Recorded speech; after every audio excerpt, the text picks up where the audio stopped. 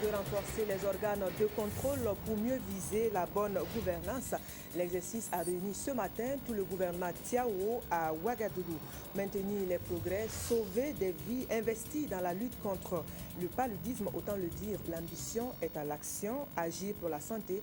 C'est le credo de la Journée mondiale de la santé célébrée ici au Faso. Et puis, sauver de justesse. Plus de 300 migrants africains ont failli laisser leur vie sur l'autel de l'émigration clandestine. Un drame évité de justesse, mais qui relance encore la question de la migration africaine vers l'Europe. Voilà qui fait la une de l'actualité en ce jour. Bonsoir, merci de nous suivre pour commencer. Renforcer les organes de contrôle pour mieux viser la bonne gouvernance. C'est l'exercice qui a réuni ce matin tout le gouvernement Tiao à Ouagadougou. Après un passage en revue des organes, l'exécutif a pu noter les besoins exprimés, des besoins qui se résument en renforcement des capacités, des moyens humains, matériels et financiers. Le point de la rencontre est signé de Jacques Lamissa Tarpaga. Les corps de contrôle d'État sont de plus en plus sollicités au regard des exigences de l'opinion sur la gestion de la chose publique. Et ce face-à-face entre le gouvernement et les contrôleurs vise à trouver les voies et moyens pour un meilleur contrôle au Burkina Faso. En ce qui concerne les moyens humains, c'est qu'il y ait plus de contrôleurs et également, surtout, que ces contrôleurs aient une meilleure formation et un profil dédié. En ce qui concerne les moyens, c'est pouvoir permettre plus facilement leur mobilité au niveau national. C'est également leur permettre d'avoir du matériel de bureautique pour pouvoir sortir assez rapidement leur rapport à l'issue de missions de contrôle. Et également, en ce qui concerne les moyens financiers, c'est de voir comment on pourrait mettre à leur disposition ce qu'on appelle un fonds d'intervention. Autant de besoins dont le gouvernement veut apporter des réponses. Le chef du gouvernement, lui, attend d'ailleurs des propositions. En tenant compte des moyens de l'État, je voudrais, comme l'a effectivement suggéré le secrétaire général du ministère de l'Économie et des Finances, que le groupe de travail qui a déjà fait ces propositions se remette à la tâche et me dépose au plus tard le 31 mai leurs propositions pour que nous voyions dans quelle mesure nous pouvons les prendre en compte sur le budget 2015. En ce qui concerne les textes, bien sûr qu'il y a pas mal de textes. Je voudrais demander au contrôleur général de me faire aussi des propositions d'ici fin mai sur les textes qui lui paraissent les plus importants que nous pourrions prendre dans les meilleurs délais. Donc d'ici fin mai, si j'ai des propositions, je vais voir avec les ministres concernés comment nous allons les appliquer. Des textes seront également adoptés pour accroître la lutte contre la fraude, des mesures aussi pour plus de sécurité dans les organes de contrôle. La mise en œuvre des solutions qui seront trouvées vont faire l'objet d'une évaluation entre le gouvernement et les corps de contrôle en novembre prochain. Et puis le bilan de 10 années de mise en œuvre de la cyberstratégie nationale. Du bilan, l'on note des points de satisfaction, mais aussi de nombreuses insuffisances. Par exemple, le Burkina occupe l'avant-dernière place parmi les pays de l'UEMOA en matière de promotion et de vulgarisation des technologies de l'information et de la communication. Autant le dire, les enjeux restent de taille pour l'édification du e-Burkina visé. Le compte-rendu est signé cette fois du CIE Sylvestre Da. Membres du gouvernement et du corps diplomatique accrédités au Burkina, partenaires techniques et financiers, représentants de la société civile, toutes les composantes du COPSI, le Conseil d'orientation stratégique de la promotion de la société de l'information sont représentés à cette session bilan, la première en 10 ans de mise en œuvre de la cyberstratégie nationale. La cyberstratégie nationale adoptée en 2004 a été le couronnement d'un long processus de réflexion, de concertation et de plaidoyer avec pour ambition l'édification d'une société moderne qui simplifie la vie des citoyens, y compris dans les zones rurales, en leur offrant des services de meilleure qualité et d'accès plus facile, renforce ainsi leurs capacités, accroît la compétitivité et la performance des entreprises et améliore la transparence, la bonne gouvernance et l'efficacité au sein des administrations publiques, y compris dans les collectivités locales. Le bilan de la décennie de mise en œuvre de la cyberstratégie nationale, présenté par le directeur général du COPSI, et le titre sur l'état des lieux et diagnostic de l'économie numérique au Burkina, restitué par le consultant Antoine Gomme, se recoupe. On note beaucoup d'acquis en matière de promotion et de vulgarisation des technologies de l'information et de la communication, notamment sur le plan juridique, institutionnel et des infrastructures. Les insuffisances restent cependant énormes et dans la sous-région, le Burkina occupe l'avant-dernière place parmi les pays de l'UEMOA et arrive au 16e rang au sein de la CEDEAO en matière de cyberstratégie. On aurait souhaité en avoir mieux, on aurait souhaité communiquer de façon plus fluide, on aurait souhaité qu'à tous les confins du Burkina Faso aujourd'hui, tout le monde puisse accéder au réseau Internet haut débit de manière fluide et instantanée, mais malheureusement vous constatez que ce n'est pas le cas encore. Les membres du COPSI se sont accordés sur des recommandations, des orientations et des actions à mener au cours des 5 prochaines années afin d'insuffler une nouvelle dynamique au domaine des TIC au Burkina. On a de très gros projets, de grands projets qui sont dans les tuyaux et qui vont commencer incessamment, comme le Technopole qui est une sorte de Bagrépole mais dédié au TIC, comme le réseau Backbone national qui fera plus de presque 6000 km, c'est presque du jamais vu dans la sous-région. Il y a beaucoup d'autres sujets comme la place de la femme, comme j'allais dire la reconversion des secrétaires, des guichetières, puisque tout est maintenant informatisé. Donc nous en avons parlé et un comité a été mis en place par le Premier ministre pour pouvoir réfléchir et faire un rapport pour que le prochain COPSI se réunisse en fin juillet avec un rapport en Conseil des ministres en septembre pour pouvoir prendre des décisions fortes et avancer pour, j'allais dire, changer le cours des choses dans notre pays. Le Premier ministre a félicité tous les acteurs publics et privés et les partenaires pour leurs efforts. Il les appelle à plus de mobilisation pour l'édification d'un véritable e-Burkina. Et puis, l'on en vient à cette question. Comment se porte le climat des affaires au Burkina? Question au gouvernement entouré des experts de la Banque mondiale. Entre l'exécutif burkinabé et l'institution bancaire, l'enjeu est de faire un climat des affaires à même d'attirer le maximum d'investisseurs au Burkina. Le point de la rencontre est signé cette fois de Bouma Ernest Nébié.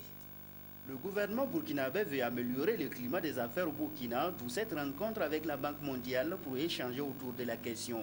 Il y a de cela quelques années, notre pays était cité en exemple avec de très bons classements. Mais malheureusement, on a constaté une dégradation de nos performances, une stagnation à partir donc des années 2012 et 2013. Peut-être sans doute que certaines réformes qui devaient être suivies n'ont pas pu être faites. Au cours de cette rencontre, le gouvernement a d'abord fait le point sur le climat des affaires au Burkina avant d'annoncer un certain nombre de réformes pour son amélioration.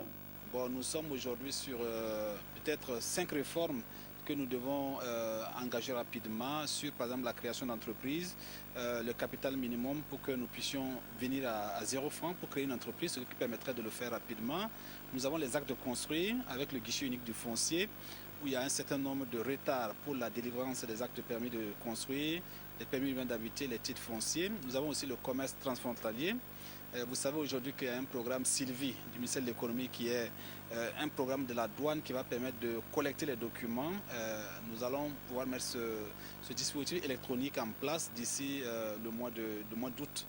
Il y a aussi naturellement d'autres points de réforme qui sont aujourd'hui des réformes très importantes, telles qu'au niveau du ministère du Commerce, nous avons la déclaration préalable d'importer. Nous avons aussi comme licence, plutôt des licences. Nous avons par exemple le certificat national de conformité. Il faut réduire les délais de délivrance et notamment la profession de commerçants étrangers pour lesquels nous devons prendre un texte pour voir les domaines dans lesquels nous allons toujours avoir l'autorisation et les domaines que nous allons ouvrir totalement aux commerçants étrangers.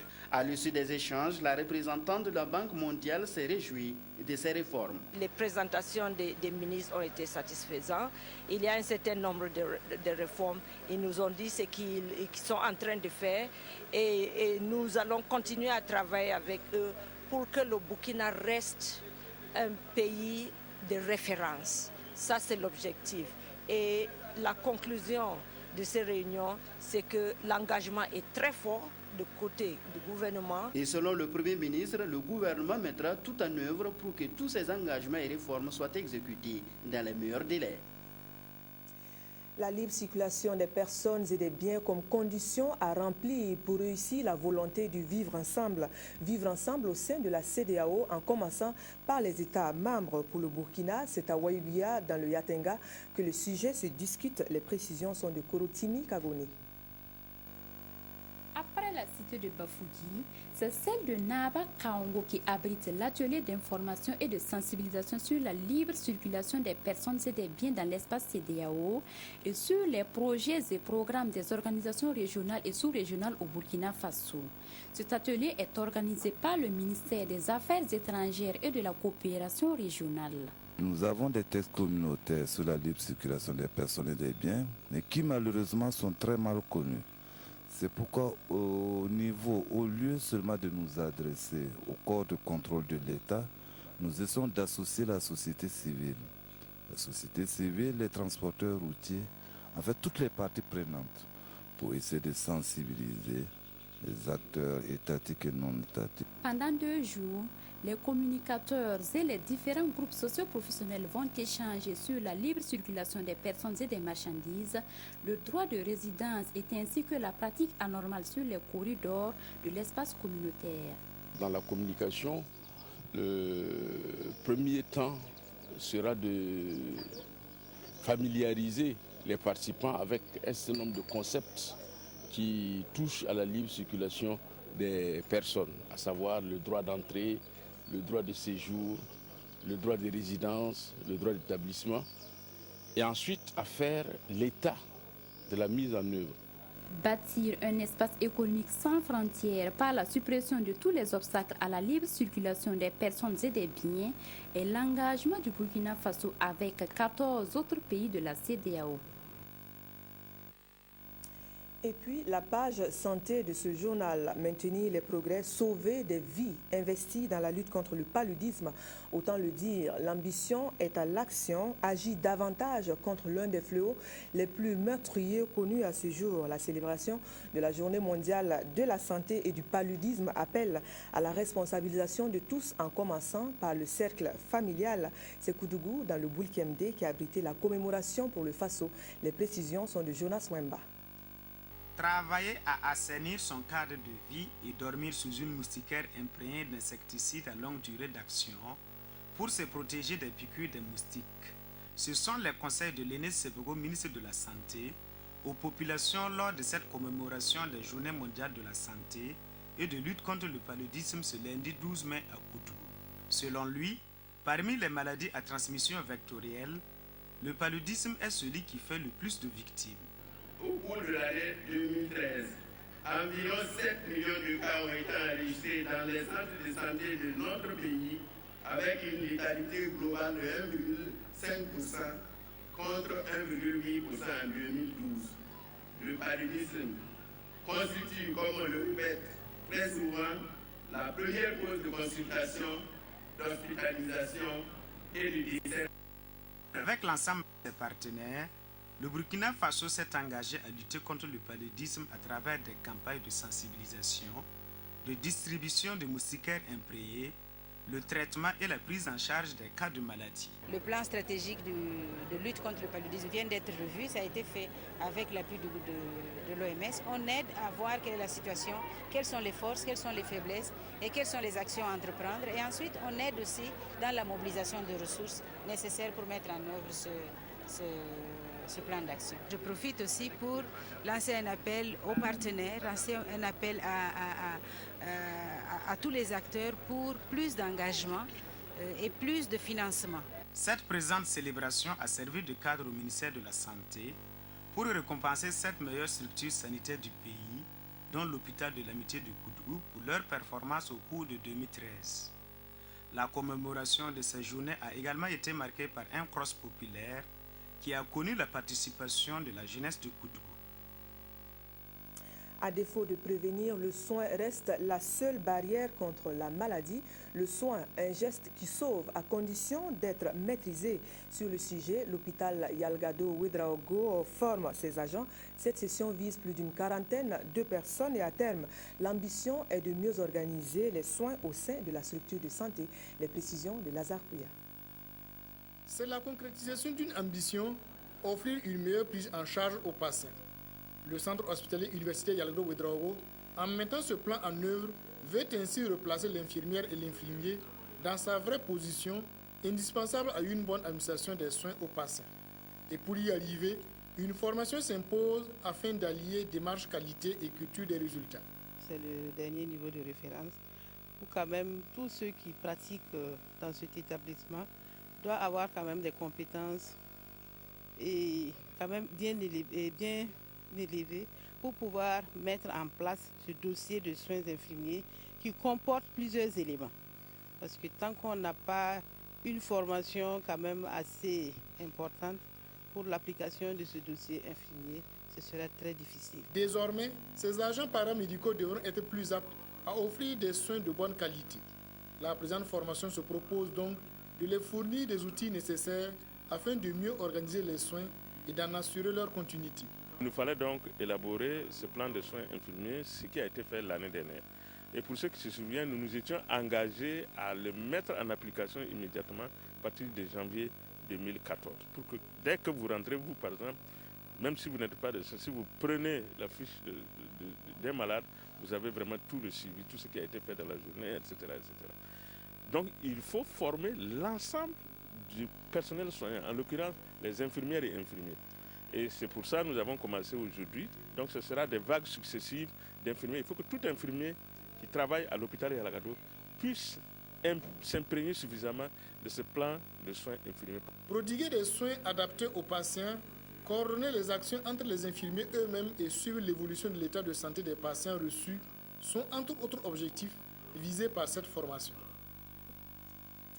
Dans le département de l'action sociale, on fait le point de la mise en œuvre des mesures de protection sociale. Réunis autour de la question, les participants devraient aussi dresser les perspectives et les mécanismes pour renforcer les acquis. La rencontre compte pour le premier conseil d'administration de l'année du ministère. Les précisions de Isaïe Parkouda. Pour son premier conseil d'administration de l'année 2014, le ministère de l'Action sociale et de la solidarité nationale va se pencher sur les stratégies de mise en œuvre des mesures de protection sociale. Il s'agira de développer des actions de soutien aux personnes en situation difficile, telles les enfants vulnérables et orphelins et les ménages pauvres. Dans son plan d'action triennal 2014-2016, la promotion de la protection sociale est l'un des axes majeurs que le ministère de l'Action sociale et de la solidarité nationale compte mettre en œuvre. On ne peut pas aujourd'hui avancer si on se refuse de regarder ce qui a été fait pour tirer les leçons, voir les forces, les insuffisants, afin de le corriger. Ce qui est certain, c'est que l'élément central, l'élément nouveau, et notre satisfaction, c'est que les mesures sociales prises par le gouvernement en 2013 constituent désormais des mesures qui sont prises en compte par le budget de l'État. Le volet social, la protection des personnes marginalisées, en un mot, ce qu'on appelle le développement inclusif, devient une réalité au niveau du Burkina Faso. Quant au bilan de l'année écoulée, il est satisfaisant selon le ministre Alain Zoubga. La mise en œuvre de l'axe 2 des mesures sociales, intitulée « Consolidation des filets sociaux », ont été d'un intérêt capital puisqu'ayant permis à des couches vulnérables d'améliorer les conditions de vie à travers les activités génératrices de revenus. Nous allons identifier tout ce qu'il faut comme paramètres pour faire le travail. Et j'ai dit, ce qu'il faut surtout retenir, c'est que désormais, la protection sociale, la promotion de la protection sociale est devenue l'une des 5 grandes priorités de l'action gouvernementale. Il y en avait 4, maintenant il y en a 5 et nous sommes très heureux de vous l'annoncer. Ce conseil d'administration constitue un espace de dialogue, de concertation et de réflexion entre le ministère et ses partenaires sur les grandes orientations en vue de la mise en œuvre de la politique sociale du gouvernement. La deuxième édition de la journée de l'élevage s'est tenue. C'était les 9, 10 et 11 mai dernier à Kongoussi, dans le BAM.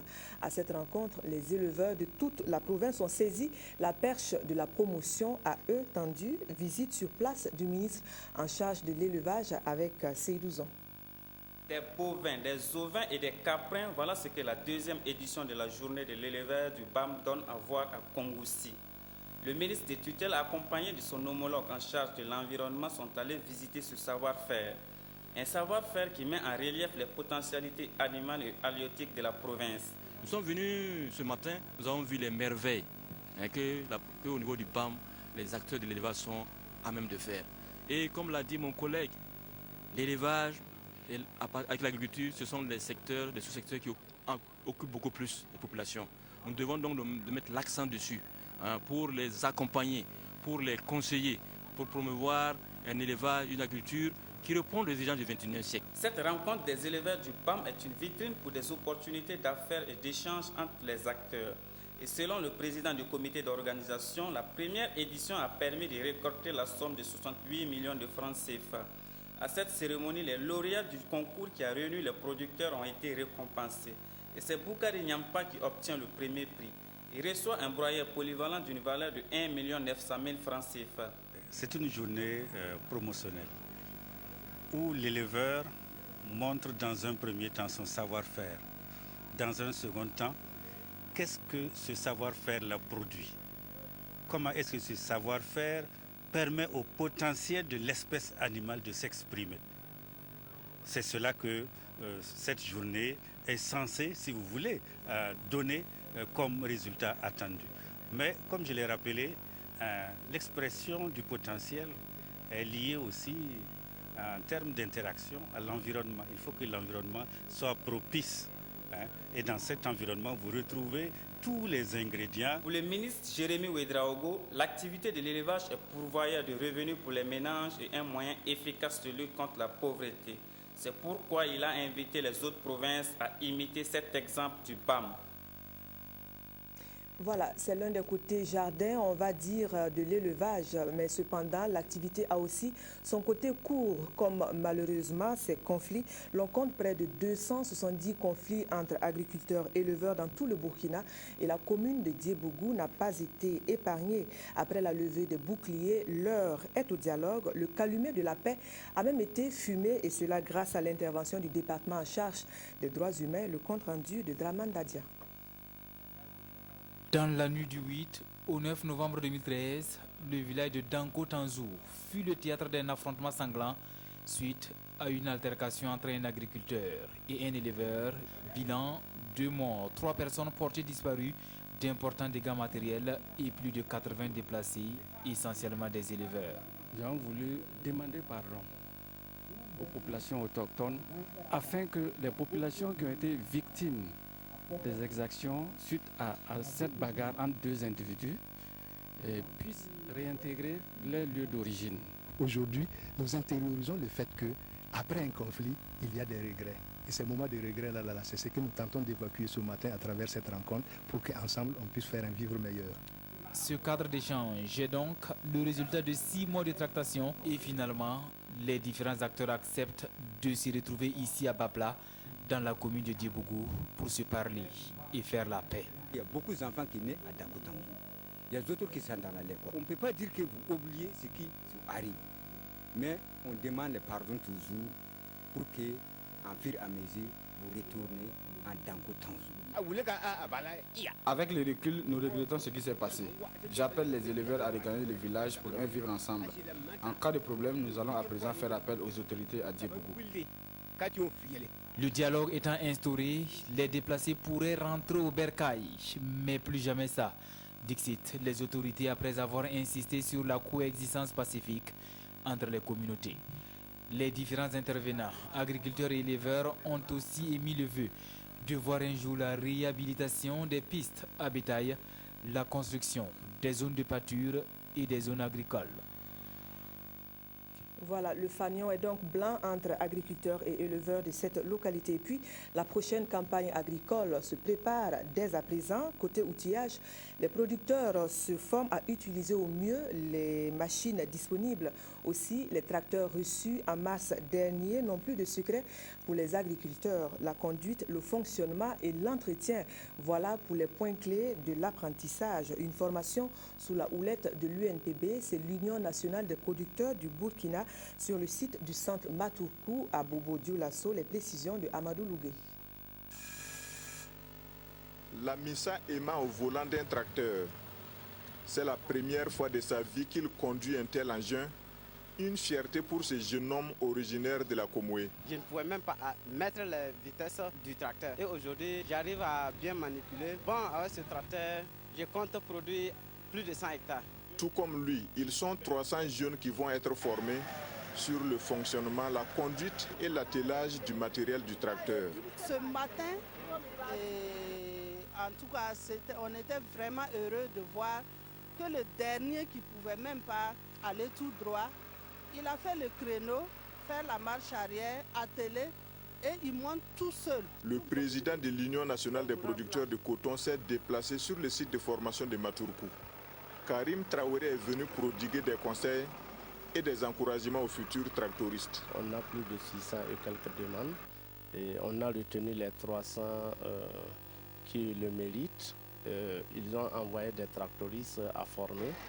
Et nous avons pensé qu'il est bon qu'on forme les tractoristes avant de leur donner les tracteurs. Ces machines vont de 40 à 80 chevaux et les prix varient entre 7 et 15 millions de francs CFA, payables sur 4 ans. La formation devrait surtout permettre aux producteurs bénéficiaires d'accroître leur rendement agricole. Si vous prenez un tracteur de 40 chevaux, il lui faudra en tout cas au minimum une superficie de 28 hectares. Si vous prenez un tracteur de 50 chevaux, il lui faudra au moins un minimum de 35 hectares qu'il exploite. Si vous prenez un tracteur de 60 chevaux, il lui faudra au minimum 42 hectares à exploiter. Et si vous prenez un tracteur de 80 chevaux, il lui faudra au minimum 56 hectares. Donc c'est donc dit qu'on ne s'équipe pas au hasard, il faut s'équiper en fonction des superficies disponibles. Et pour que le tracteur, vous puissiez réellement le rentabiliser. Après les tractoristes, ce sera au tour des chefs d'exploitation d'être outillés. Au nombre de 300, ils seront formés durant 3 jours. Une formation qui portera sur quoi produire pour pouvoir rembourser le tracteur et sur comment entretenir mieux les champs. On se rappelle que c'est en mars dernier que la réception officielle de ces 300 tracteurs a été faite en présence du chef du gouvernement, Luc Adolphe Thiaw. Cette opération facilitée par l'État burkinabé entre dans le cadre de la modernisation des exploitations agricoles entreprises au Burkina Faso. Voilà, la mécanisation agricole dont il est souvent question. Et puis le bilan de 12 années d'intervention pour booster la qualité de vie au Burkina. L'ONG Île de Paix fait son bilan. Plus de 2 milliards de francs CFA ont été investis pour la commune rurale de Yamba dans le Gourma. Selon les responsables de l'ONG, le bilan est dressé parce qu'il ne reste plus que 2 mois à l'ONG pour faire ses adieux à la localité. Les précisions sont de Mamadou Ba. Entre l'ONG Île de Paix et la commune de Yamba, c'est un partenariat qui dure depuis 2006.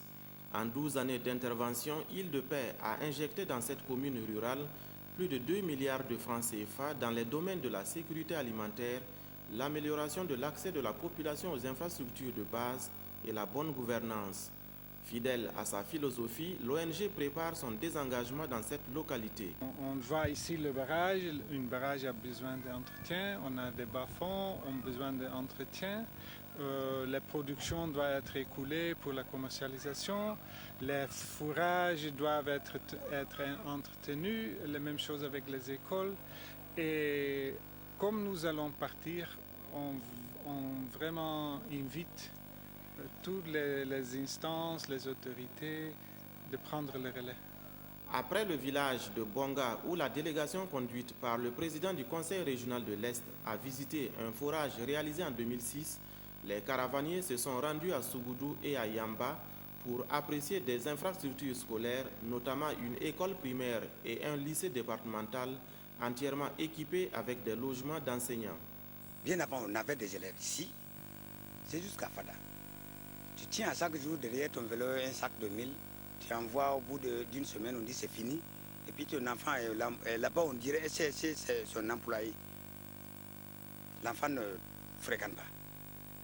Donc si vraiment, avec Île de Paix, on arrive à voir ça proche de nous ici, vraiment, on ne sait même pas comment féliciter Île de Paix. Autre réalisation visitée, le barrage de Sougoudou à vocation pastorale avec 200 mètres cubes de capacité et le bas-fond simplifié de Yamba aménagé en 2011. D'une superficie de 3,4 hectares avec une possibilité d'extension de 3 hectares, ce bas-fond accueille 50 exploitants dont 10 femmes réunies en groupement de producteurs de riz. Nous avons essayé chaque fois que cela était possible de parler avec les populations pour qu'elles s'investissent dans l'entretien afin de garantir la durabilité des ouvrages. Mais il revient aussi au conseil municipal de s'investir au maximum aux côtés de ces populations-là. Après la commune de Yamba, l'ONG Île de Paix entend concentrer ses efforts de développement dans les communes de Diabo et Tibga dans le Gourmand. La Fondation Naturama aussi passe en revue ses réalisations dans la vallée du Sourou. Pour cette visite, c'est la presse qui a été conviée. Au-delà des réalisations, la visite aura permis aux hommes de médias de faire plus ample connaissance avec les réalités de la localité. Le point de la sortie est signé de Francis Tian.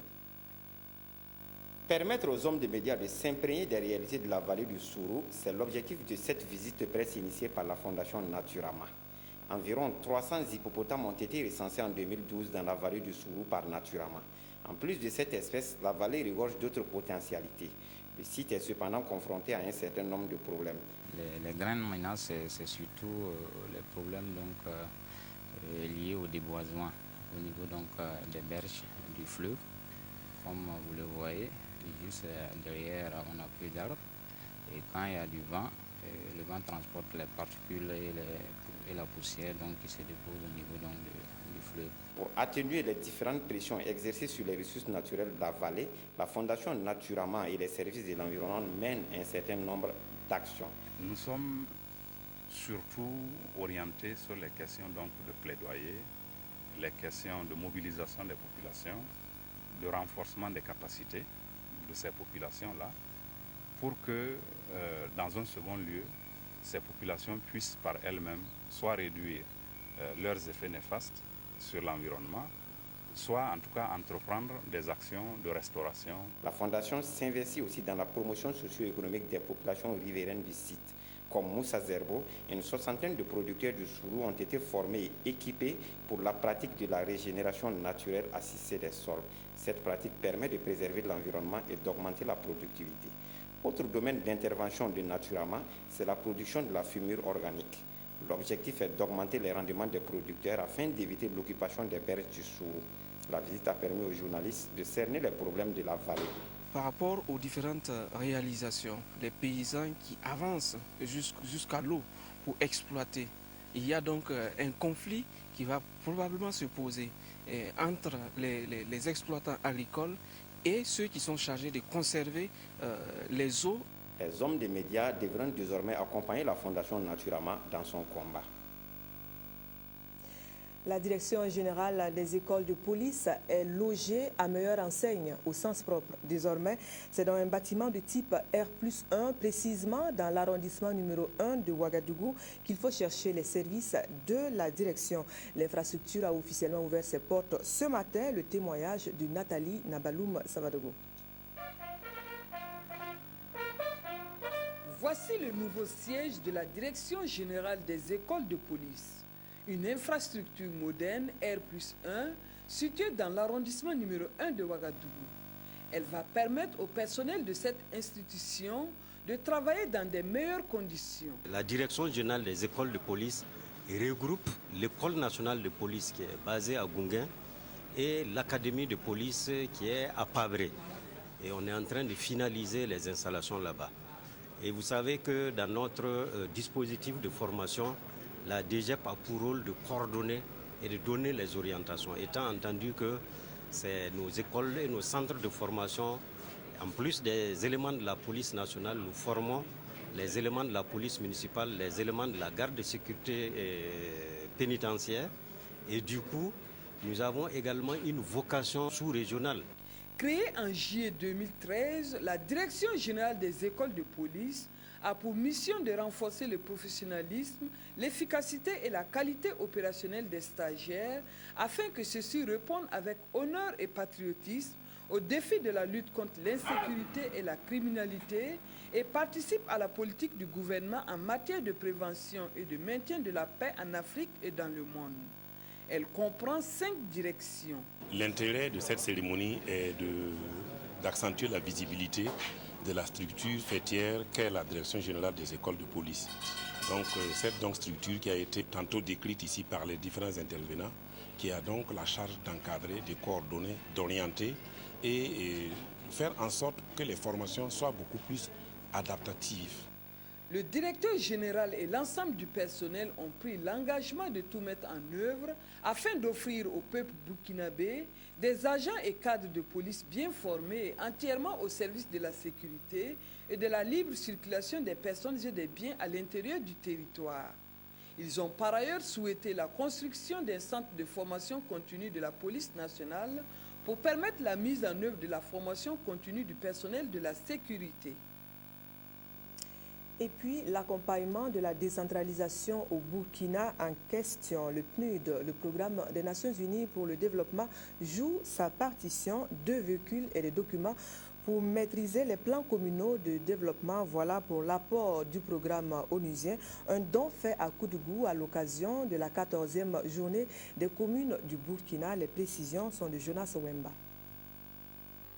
Par ce geste, ces 2 véhicules appartiennent désormais au ministère de l'Aménagement territorial et de la décentralisation. La structure donatrice, le Programme des Nations Unies pour le développement, PNUD, entend ainsi contribuer au renforcement des capacités opérationnelles du département. Notre intervention, c'est d'apporter un peu de moyens, aussi modestes soit-il, pour accompagner donc, le gouvernement dans la mise en œuvre de la décentralisation. Nous sommes heureux d'être aux côtés du gouvernement pour l'accompagner dans cette mission. Nous sommes dans le besoin de ce matériel roulant pour pouvoir sillonner l'ensemble du pays à partir du moment où les conseils municipaux sont étendus jusque dans tous les villages. C'est pourquoi nous nous réjouissons de l'appui du PNUD qui du reste nous a toujours accompagnés. Le PNUD, à travers son sous-programme de renforcement de la gouvernance locale et administrative, PRGLA, a également fait des heureux bénéficiaires en dotant l'Association des municipalités du Burkina Faso, AMBF, un lot de 2800 documents qui va lui permettre de mieux cerner les enjeux du développement local. Et l'honneur est revenu au ministre Toussaint Abel Coulibaly de remettre ces nouveaux outils. Après l'expérimentation de l'élaboration des premiers plans communaux de développement, nous avons certes enregistré des acquis mais aussi des insuffisances.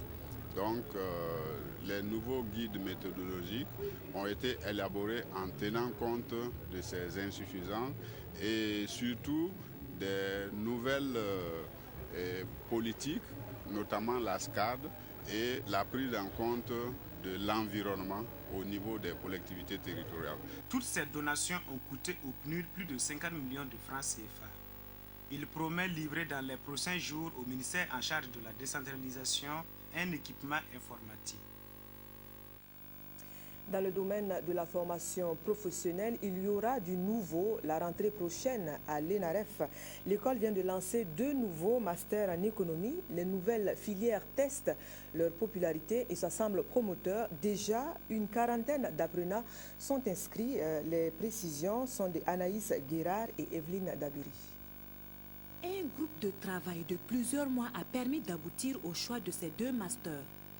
L'un traitera de politique économique et l'autre de la fiscalité et gestion des entreprises.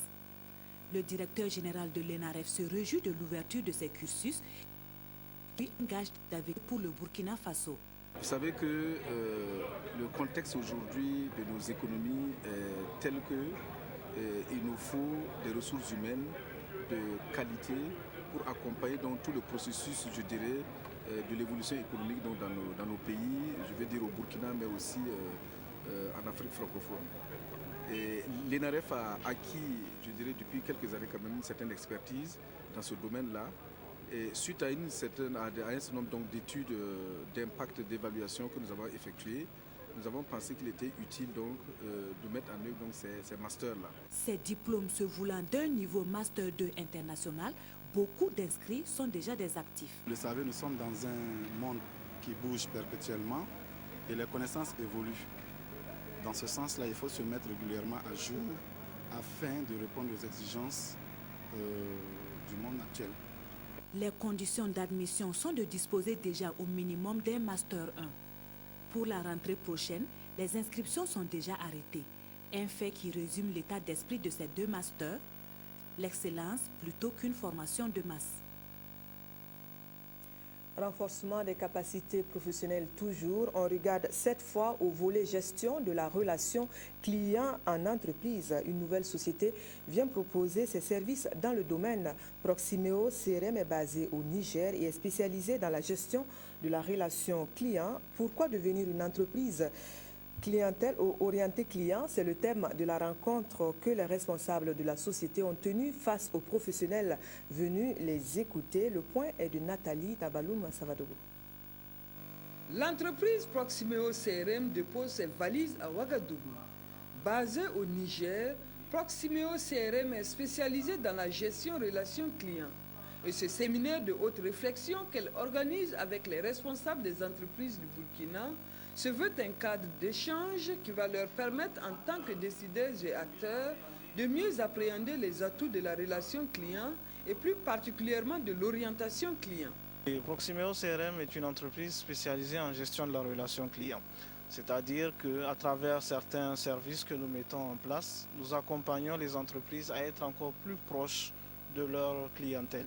C'est par exemple la mise en place de services clients joignables à travers des numéros. C'est également des enquêtes de satisfaction, des études clients mystères, mais aussi de la formation. Il est prévu que nous nous installions à compter du 1er juin 2014 de façon permanente à Ouagadougou, au Burkina Faso, et aussi de mettre en place très prochainement un centre d'appel d'une capacité maximum de 50 positions qui permettra aux entreprises de Burkina Faso d'interagir à distance avec leur clientèle. Cette première édition placée sous le thème « Pourquoi devenir une entreprise orientée client ?» est bien appréciée par les acteurs du Burkina. L'apport de ce séminaire est enrichissant parce que d'un côté, il permet de trouver des solutions aux problèmes que connaissent nos entreprises. En plus, il permet de mettre en contact les entreprises. C'est une opportunité pour nous. D'abord, ça sera une ouverture de portes, parce que c'est une nouvelle entreprise qui va venir s'installer au Burkina ici. Donc, du coup, nous allons devoir recruter du personnel. Proximeo CRM a vu le jour en mars 2011. Il est attendu de ce séminaire que les spécialistes développent et innovent ensemble des stratégies et plans d'action concrets qui pourront leur permettre d'aller au-delà de leurs actions actuelles en recentrant le client au cœur de leurs préoccupations commerciales. Voilà donc qui referme ce journal. Merci de l'avoir suivi. Nous vous retrouvons demain. Bonsoir.